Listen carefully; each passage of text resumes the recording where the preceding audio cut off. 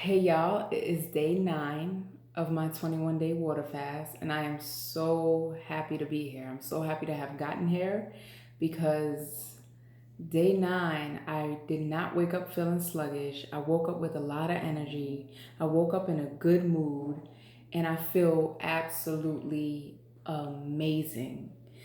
Day 8, I didn't make a video for day 8, but day 8 was like a step down from day 9.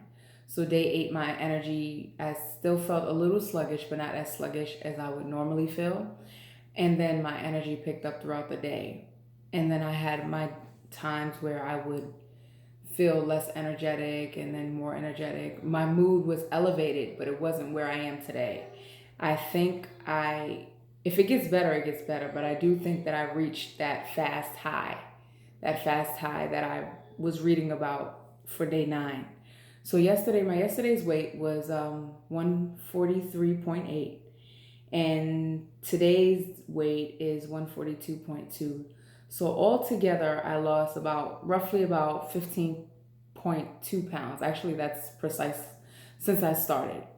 15.2 pounds. I feel great. I feel lighter. Energetically, I feel lighter. And that's what I'm doing this for. That's all I'm doing this for. Yes, to feel lighter. Yes, physically, we can go on as many fad diets. We can go on as many back and forth um, cycles to where we're like, oh, I'm serious this time. Well, I'm not serious. I'm serious. Fasting, it doesn't really give you a choice because you have no other choice but to sustain from food. And while you can't eat food, there are other things that you have to fill your time with. There are other things that you have to fill your those gaps of where you would have been eaten with.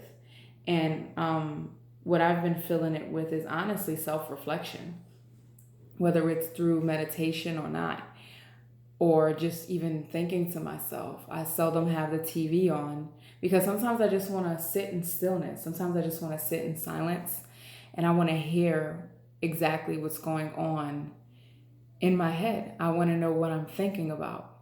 And honestly, I can tell you everything is very clear. There is no clutter. I'm not thinking about the past. I'm not thinking about the future.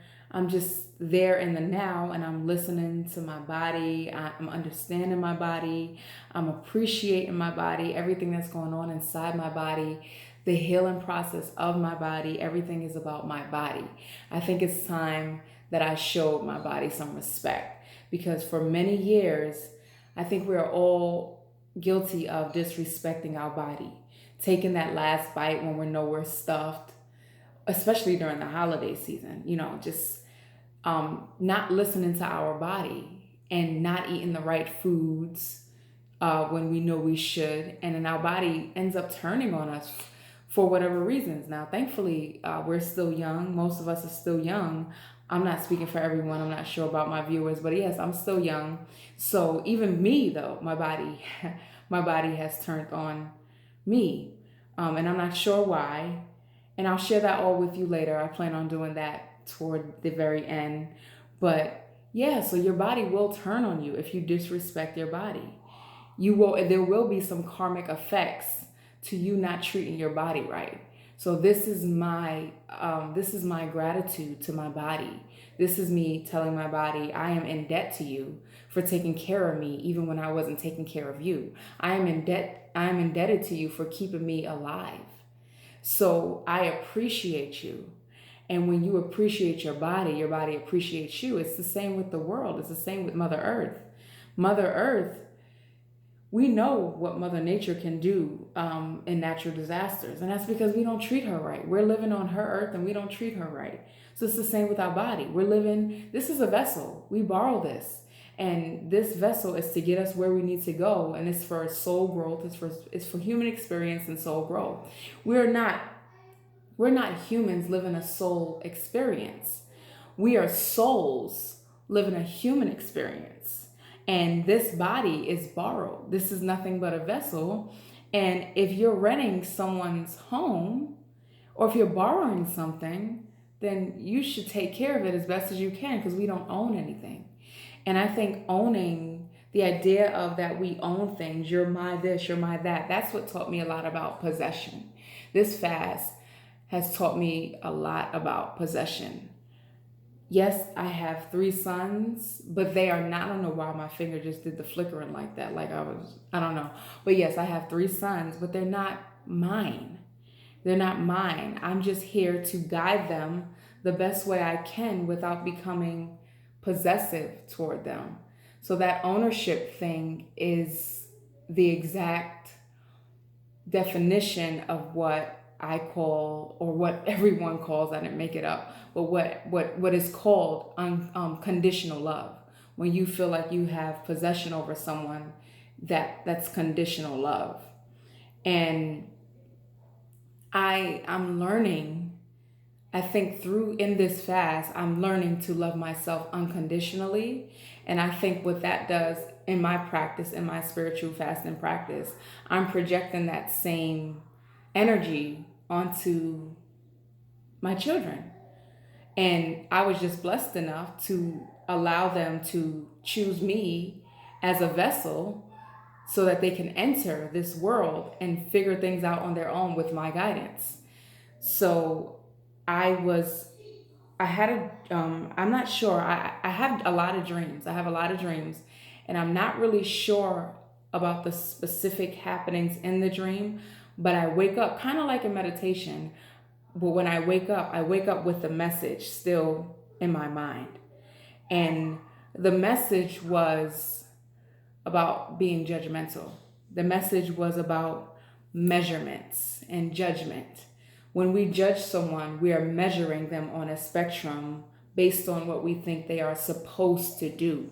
So, my love for, let's say I have a significant other, and my love for my significant other is measured by how they look, for example, how they carry themselves, for example.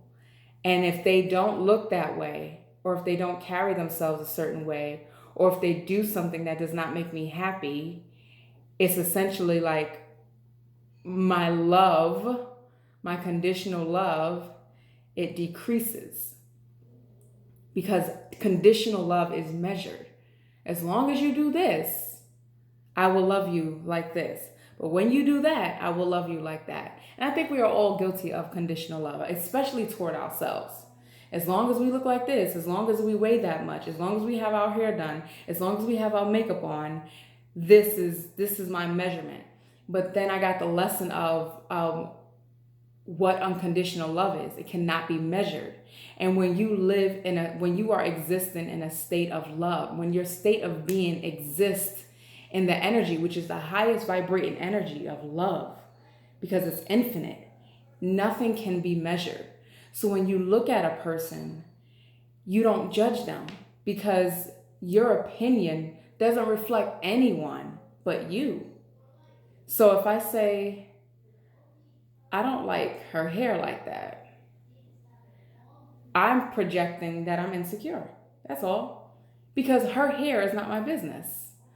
Or if I say, I really think that you should start taking more care of yourself. I think you should start taking better care of yourself because you're really not looking really good nowadays.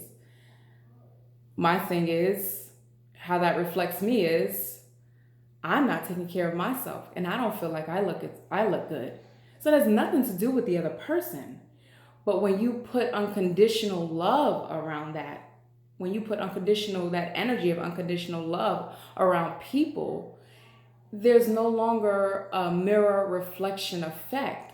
It's nothing but love. And in love, it cannot be measured. And in love, nothing else exists but you. But you and everyone in the world. And you see that I'm connected with that person. And if I have a problem with something with this person, how I practice unconditionally loving myself is by saying, before I judge someone, is by saying, I am really envious of her popular business. I'm really envious that she has like a bunch of YouTube followers. So my thing is, it's like, that's why envy is like hidden admiration. because it's like I admire. That's when you kind of that's when it shifts to unconditional love, because that envy becomes admiration. So it's kind of like, I admire that she has that many YouTube followers. I admire that she's successful in her business. How can I be successful like her? Instead of saying she thinks she's all that because she has this, and that. No, she doesn't think she's all that. I think she's all that because she has all of that. And that's what unconditional love is. That's how you shift your perspective. And that's how you vibrate on a higher level. So this fast is teaching me that. I hope I'm clear, because honestly, I'm just spewing out words as I speak. And we understand things a lot better in our own heads sometimes than when we communicate them to others. So I do hope that I'm being clear. If it's something that I'm being unclear about, then let me know. If I'm babbling, forgive me for going off track, because I just try to get myself back on track. But yeah, so this fast is teaching me a lot. These learning and growing experiences teaching me a lot. Now, I also wanted to address, a lot of people when they fast, they either do a coffee enema, or they do a Himalayan salt water or sea salt water cleanse, like a washout to wash out their body. Me particularly, I'm not doing either of that. I'm not doing anything to make myself forcefully remove the toxins, and I'm not doing anything I'm not going to ingest anything, because I want my body to work how it's supposed to work. And as long as I'm not lightheaded, as long as I'm not extremely weak, as long as I'm not turning pale, as long as I'm not dying, I want my body to operate on its own.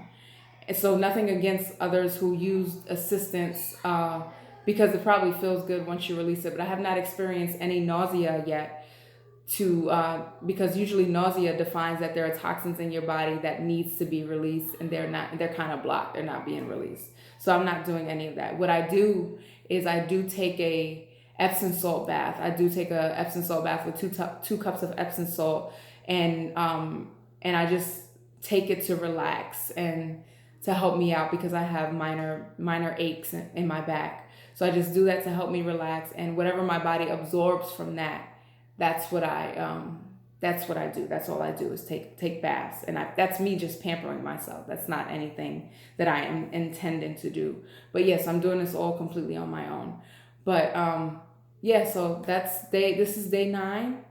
I am almost halfway there, and I just thank you all for being with me, and I'll see you all on day 10, maybe day 11. I'll see how I feel, because I feel like when I do every other day, it kind of makes it go by faster for me. But thanks. Love and light. Bye.